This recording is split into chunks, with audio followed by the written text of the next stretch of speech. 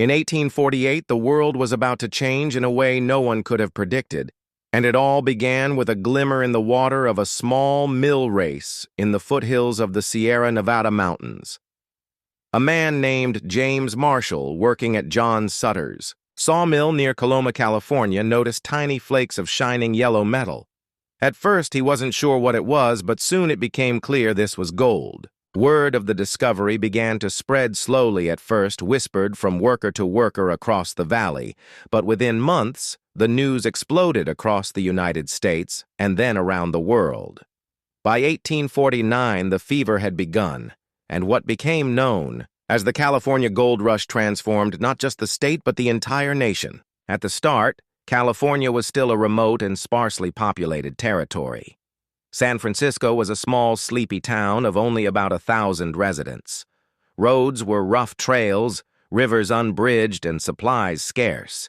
Yet when the news of gold reached the East Coast and then leapt across the oceans, people from every corner of the globe packed their bags, abandoned their farms and shops, and set out in search of instant fortune. They became known as the 49ers after the year 1849, when the Great Migration truly began.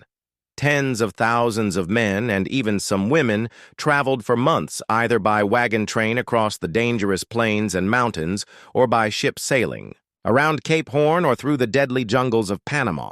Their journey was long, perilous, and filled with disease, hunger, and bandits, but the dream of striking it rich kept them moving. Imagine what it must have felt like to arrive in California in 1849. The hills were alive with camps filled with tents, crude shacks, and endless noise.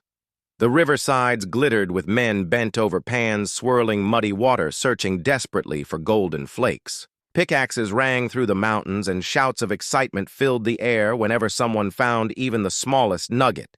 It was a fever, and once it took hold, it consumed lives. San Francisco became the fastest-growing city in America, jumping from a village of about 1,000 people to over 25,000 in just 2 years. Ships arrived daily at the harbor so fast that many were abandoned by their crews who ran off to the mines. The harbor soon became clogged with empty, rotting vessels, some of which were turned into hotels, warehouses, or even jails.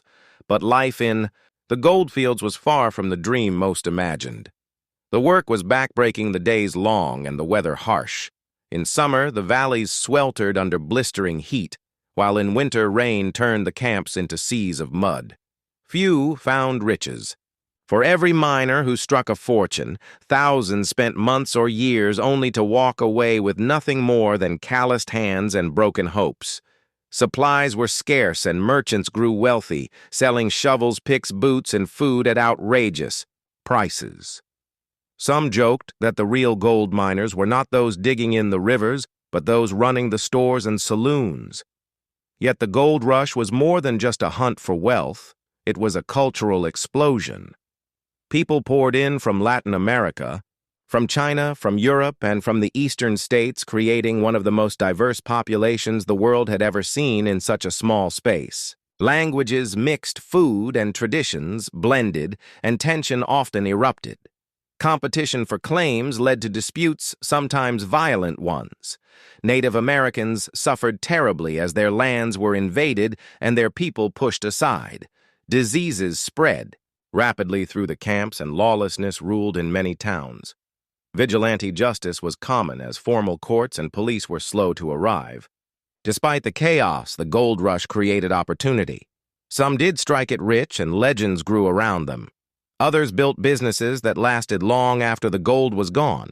Levi Strauss created durable denim pants for miners that would become a global brand. Bankers like Wells Fargo and Henry Wells established financial institutions to serve the boomtowns.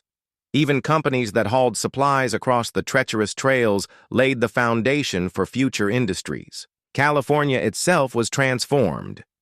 In just a few short years, its population exploded, paving the way for it to become a state in 1850. Roads, bridges, and railroads soon followed as the need to connect the mining camps to the growing cities increased. Agriculture also expanded as the influx of people demanded food, and farmers rushed to fill the need. The gold rush didn't just shape California, it reshaped America. It fueled westward expansion, helped fund new industries, and shifted the nation's focus toward the Pacific. The dream of opportunity in California became a cornerstone of the American story, the idea that fortune and success were within reach if one dared to take the risk. But there was a darker side, too. For many, the dream turned into tragedy. Families were torn apart. Men left their homes never to return, some perished on the long journey, while others succumbed to exhaustion, violence, or disease. Native communities were devastated, their cultures forever altered by the flood of outsiders. Many miners faced bitter disappointment and left the fields penniless. Yet even in failure, the gold rush left its mark. The resilience of those who stayed behind turned ghost camps into towns and empty fields into farmland. The gold rush may have begun with a few flakes of gold in a sawmill's ditch, but it ended by creating the foundations of modern California. Its booming cities, its diversity, its promise of opportunity all trace back to that fever that gripped the world in 1849. And though the golden nuggets may have been scattered and mostly gone, the stories, the myths, and the legacy of the 49ers remain. When we look back today at the gold rush, it's not just a story of wealth but of human ambition, sacrifice, courage, and transformation. It was proof of how one discovery could change lives forever, and how a wilderness could be reshaped almost overnight into one of the most powerful states in the nation. The California Gold Rush was not just a fever, it was a turning point, and its echoes still shine like faint glimmers of gold in the riverbeds of history.